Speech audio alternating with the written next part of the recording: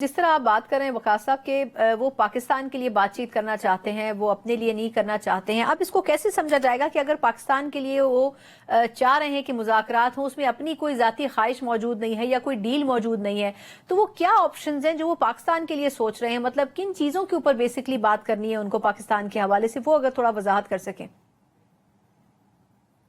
देखें, fresh elections के हवाले से तो खान पिछले एक साल में 2 दफा कह चुके हैं। अभी जो हमारी अपोजिशन अलायंस की ये एलामिया आया था, जो लास्ट एलामिया आया था, जिसमें JUIF भी शामिल थी, वो यही था कि फ्रेश इलेक्शन होने चाहिए, ये फसाइयत खत्म होनी चाहिए, इस जबर के अंदर स्टेट नहीं चल सकती है, रियासत नहीं चल सकती है।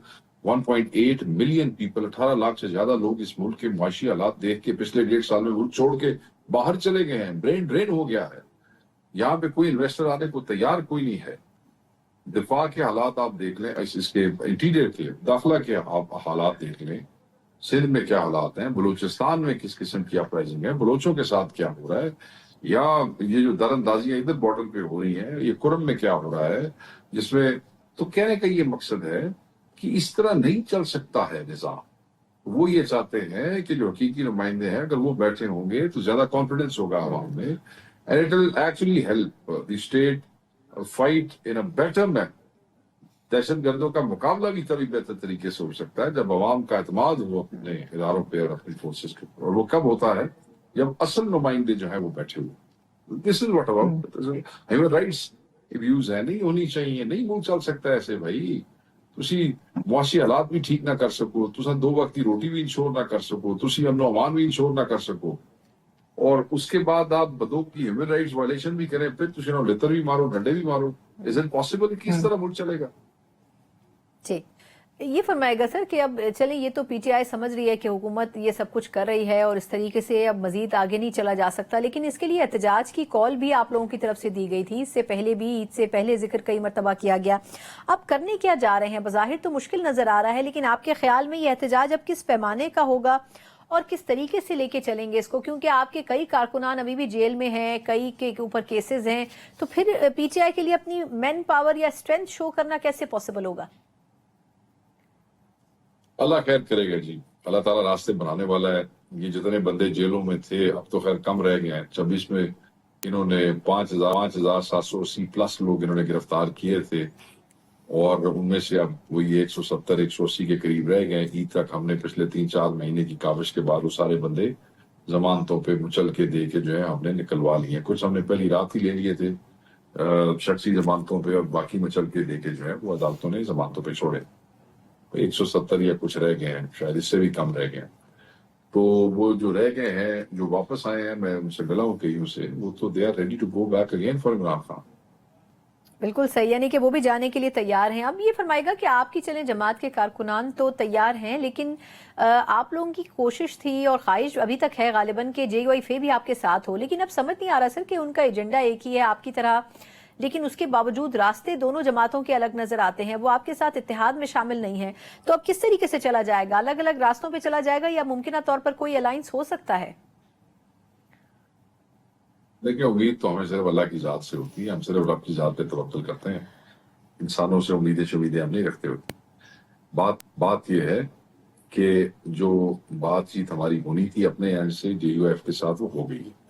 उनके कंसर्न्स हैं, वो उन्होंने हमसे शेयर किए हैं। हमने उनको ये भी कमिटमेंट दे दी है कि आपके सारे कंसर्न्स हम दूर करते हैं, चाहे वो लोकल सतह के हैं, चाहे वो नेशनल सतह के हैं, देयर इज नो इशू, वो हम कर देंगे, क्योंकि खान साहब के विजन के मुताबिक हम अपोजिशन को इकट्ठा लेके आगे चलना चाहते हैं। इसके बाद उन्होंने हमसे 15 तारीख तक का टाइम मांगा कि वो अपनी शूरा और अपनी कैबिनेट से मशवरा करना चाहते हैं। 15 भी आ गई, उनका जो जवाब आएगा फिर उसके तनाजुर में GDA से हमारी बात ऑलरेडी मुकम्मल हो चुकी है। तो देन अल्लाह करे कि चीजें पॉजिटिव तरफ ही रहें, और फिर हम मुश्तरका लाएमल का ऐलान करें।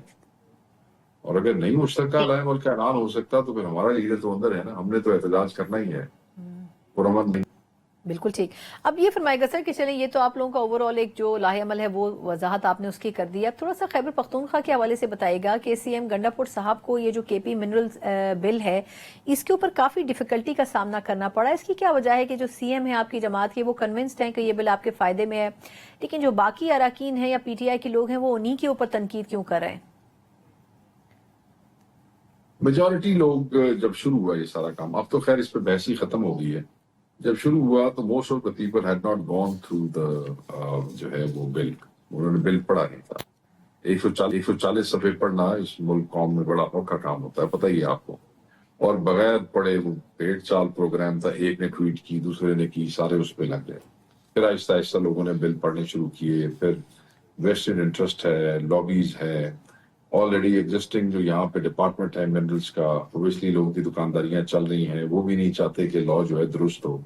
ये कानून तो नहीं था, ये तो अमेंडमेंट्स आ रही थी, वो कानून तो ऑलरेडी मौजूद है और लागू है। 2017 में पीटीआई का ही बनाया हुआ कानून है जो लागू है, उसमें सिर्फ 5-6 अमेंडमेंट्स थी, उसके ऊपर बाकायदा तौर पे प्रोपेगेंडा किया गया है और उसको पॉलिटिकल कमेटी ने एनालाइज किया।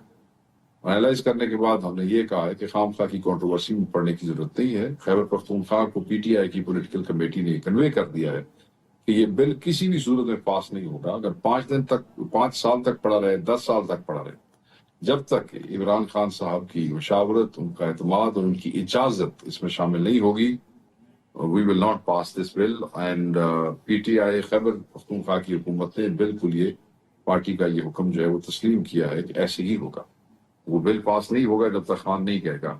मगर इसके बावजूद मैं ये देखता हूँ कि लोग कहानियां सुना रहे हैं, रोज तबसरे कर रहे हैं, ट्वीट्स हो रही हैं, वो बहस ही कोई नहीं रहेगी। पहले कहते थे कि खान से पूछे बगैर कैसे होगा, हमने बात ही खत्म कर दी है कि खान किसी से पूछना नहीं, मुशावरत, एतमाद और इजाजत के बगैर होगा ही नहीं, चाहे 5 साल पड़ा रहे। अभी भी बंदे उसको जो है ना वो उसकी बाल की खाल उतार रहे हैं। I don't know why. ठीक, ये फरमाइएगा सर कि मार्च में कुछ ऐसी खबरें आई हैं जिसका हुकूमत बड़ा क्रेडिट ले रही है। आपने आज देखा होगा कि फॉरेन रेमिटेंसेस के हवाले से एक रिकॉर्ड कायम हुआ है, $4 अरब से ज्यादा की रेमिटेंस पाकिस्तान में आई है मार्च के महीने में। फिर महंगाई भी काफी अरसे से सिंगल डिजिट में होने के दावे हुकूमत कर रही है। शरह सूद भी कहा जा रहा है कि काफी कम हुई है। अब ये जो सिनेरियो है, मैं आपसे जानना ये चाह रही हूँ, इकोनॉमी के ऊपर आप भी बड़ा खुलकर बात करते हैं कि ये तमाम चीजें जो नंबर्स शो कर रहे हैं हुकूमत की तरफ से, ये तो बड़े पॉजिटिव नंबर्स हैं। अब इस पूरे सिनेरियो को मद्देनजर रखा जाए तो कैसे पीटीआई अब ये नैरेटिव लेके चलेगी कि ये हुकूमत जानी चाहिए और इलेक्शन की तरफ जाना चाहिए, इसका मैंडेट जाली है और ये परफॉर्म नहीं कर रही है? बड़ा सिंपल है।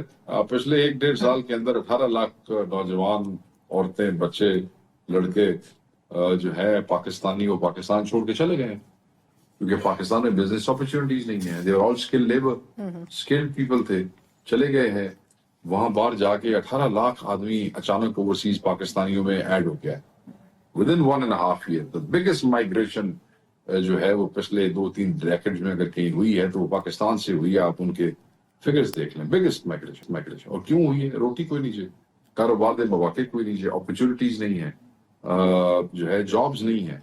तो ये जो 18 लाख बंदे गए हैं, जाके उन्होंने कोई 2-4-6 महीने सेटल होने में लगाए होंगे, नौकरियां ढूंढनी होगी, किसी ने कारोबार करनी होगी। अब आहिस्ता आहिस्ता उन्होंने पैसे वापस भेजने शुरू कर दिए। साथ ही आ गया रमजान। यूजुअली ये होता है कि रमजान यूजुअली 10-15 तारीख को शुरू होता है अब नॉर्मल आपके महीने की, और फिर वो आधा। इस दफा ऐसे हुआ कि ऑलमोस्ट पूरा रमजान 1 महीने के अंदर ही आ गया। 1 महीने से मुराद ये है कि वो जो यकम से उसके अंदर, तो वो जो हिसाब इन्होंने निकालना होता है इकोनॉमी में, वो महीने टू महीने एंड होता है। तो रमजान सारा देखें, अगर कोई आदमी बाहर से $500 भेजता है, मिसाल दे रहा हूं, तो रमजान में $1000 भेजता है, ताकि ईद भी है, रोजे भी है, खैरात भी करनी है, सारा कुछ करना है, चाहे वहां से उधार ही उठा के क्यों ना बाहर से भेजे। तो रमजान भी आ गया, 18 लाख लोग भी ऐड हो गए। तो अभी रेमिटेंस बढ़ी है, उसका जब हम परसेंटेज निकालेंगे और जब हम बैलेंसेज चेक करेंगे तो पता चल जाएगा इनकी इतने उछल कूद का कोई फायदा कोई नहीं है। और महंगाई वाली बात पे तो इनकी फिगर्स होती है इनकी। ये वो इसहाक डार साहब जो इनके विजन है, जिनको अब वो डिप्टी प्राइम मिनिस्टर बनाया हुआ है, मुझे याद है जनरल मुशर्रफ की हुकूमत में जब शौकत अजीज जो थे वो प्राइम मिनिस्टर बने, और उससे पहले वो थे फाइनेंस मिनिस्टर थे।